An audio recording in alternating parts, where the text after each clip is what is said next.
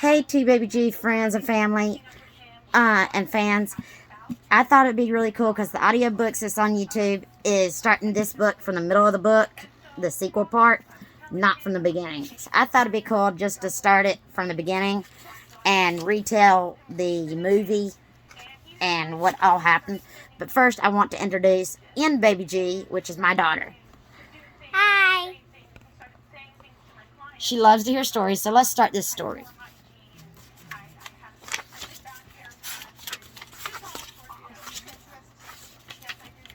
Wait a minute. Pages are stuck. On this page is the incantation that said, "On All Hallows Eve, when the moon is round, a virgin will summon us from the ground. We shall be back, and the lives of all children of Salem shall be mine." And this was said by Winifred Sanderster. Chapter 1, Wild Things, Salem, 1693. The world was full of wild things then. It brimmed with oak and hemlock and dark whispering places that turned you round and round until there was no turning back. The women folk said that on early morning near the harbor you could hear echoing of witch songs which sounded like bird song but more bitter. The men folk said godlessness would save them from any witches, but then they owned their axes, twisted new rope just the same. The witches said there was nothing so sweet as the shin bone of little girls, or perhaps a well bruised scapula or sparrow spleen compulted.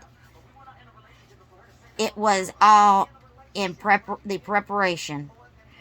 They lived near town, the witches, but not so near as to be a bother until a milk cow died or a child took sick.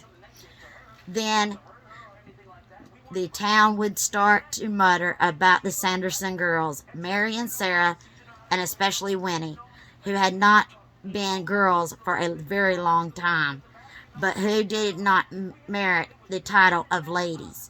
Someone always intervened. "They're no bother," someone would say. "Just batty girls playing in the woods. Leave them be," someone would say. "Don't you remember how kind their mother was and how generous?" It all made perfect sense at the time, but once the people of Salem left the town meeting and went back to work, not a one of them could remember who that someone had been. That is, until Emily went missing. Salem, 1993. Knox, said Danny, grinning up at her 16-year-old brother as she trotted down the sidewalk. Leaves drifted through the air round them. Thin slip of yellow and broad, shaggy orange things, the size and shape of their dad's hands. And the morning was just starting to break open and turn the world gold. Max rolled his eyes and swung his bike in a big loop to match her slow progress. "Can you please not?" It was Halloween. The houses on both sides of the little neighborhood streets were decked out with cobwebs and tombstones, giant spiders and jack-o'-lanterns, some of which were already starting to sag a little with mold. Danny giggled as she ran through the pale trindles of a ghost hoarded gather in a tree. "Tuss, tuss," she said, a little louder. Her pointed black hat sported a thin orange trim around the brim, which matched her sun-patterned jacket and striped skirt. She dressed as a witch, but in her own words, a fancy one. The grin she gave Max, though, was more impish than witchy. Max glanced behind them to make sure the streets was still as deserted as when they had left for school. Seriously, Danny, not the place. You should have not you should have known better than to talk about Allison Watts to Jack, because Jack's still in Santa Monica, and Max's house had a shared phone line, and a nosy 8-year-old. Yabos? Danny squealed. Max blushed hard, looking over his shoulder. I'm going to leave you, he said. Find your own way to school. He spun around Luke, catching too much speed on the turn. He stopped short before hitting the curb. Danny stopped too, eyes sparkling with mischief beneath the brim of her witch's hat. A few strands of tawny hair stuck to her red lipstick. Then Mom will ground you forever, she said. Maybe that wouldn't be so bad, he muttered. Danny put a sympathetic hand on his shoulder. Oh, don't you be that way, she said. Then how will you ever see Allison bazookas? Max groaned, leaning forward over his handlebars. Please stop, he begged. It's not even like that.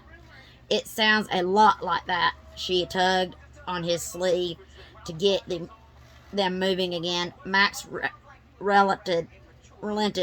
Bike wobbled as he pedaled slowly beside his sister. That's why you shouldn't eavesdrop on people, he said. You lose context. One day you'll know what that means. Does it mean you saving up to run away to Jack's house and become the next X-ray glasses? Because I heard about that too. The X-ray specs, Max muttered. You know, I don't have to walk you to school anymore if I don't want to. It was true. One of the few perks he'd been promised about their family's move from LA to Salem was that they'd live far enough from school that Danny would qualify for bus pickup. But the previous night she'd said the bus made her lonely, and she'd begged him to bike ahead and meet her one stop early so they could walk the rest of the way together. He agreed. Against his better judgment, she was still his little sister after all. And as long as she'd been going to school, they'd been walking together. But now he was paying the price of nostalgia. But you don't want to, said Danny, dancing through the graveyard on someone's front lawn. Or you wouldn't said no. Or you would have said no. She stepped on a button, and a plastic corpse with matted black hair sat up with a shout, making her shriek and race back to the sidewalk. As they rounded the corner, Max saw at the top of the hill the skinny blonde and the no-necked bonehead known as Jay and Ernie.